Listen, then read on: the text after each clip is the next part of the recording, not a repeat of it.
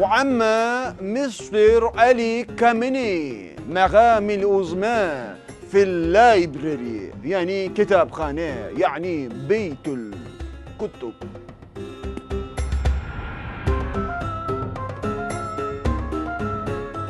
از این کاغذ استفاده میکنید؟ پس از چی استفاده کنیم؟ از دستمال کاغذی استفاده کنیم؟ کاغذ دیگه نفهم. این برای خوندن اگر باشه خب چیز سنگینیه.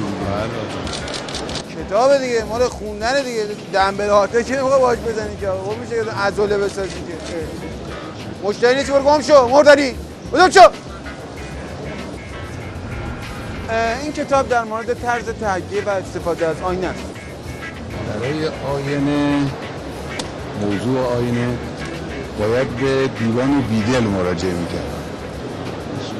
اونجا اصلا آینه تو دیوان همینطور سرتاسر دیوان گرفته. سرتاسر دیوان خونت آینه کاری کنی؟ بعد چه ربطی به جیگرکی و دلفروشی داره؟ نفهمیدم.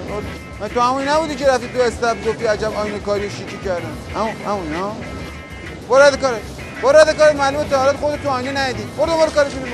برو کارت آینه دوست. برو. این یه کتاب جوکه درباره شماست. یه استادی به زبان عربی نوشته. کی اینو عربی کرده؟ خود ایشون که عربی ننوشتن. چیکار داری کی نوشته؟ جوکه دیگه، بخون حالشو بکن. مثلا عربی من نوشته. عربی شما کی هستن؟ عربی من بابامه که پدر برادرم هم هستن. دکتر غفاری. شما پسر آقای دکتر غفاری هستی؟ خیلی خوب، خیلی خوب.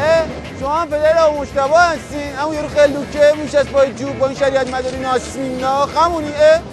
آقای شریعت مداری حاج محمد تقی. حاج محمد تقی همون با جناقشه. پس فامیل در اومدیم. ایول دین تو.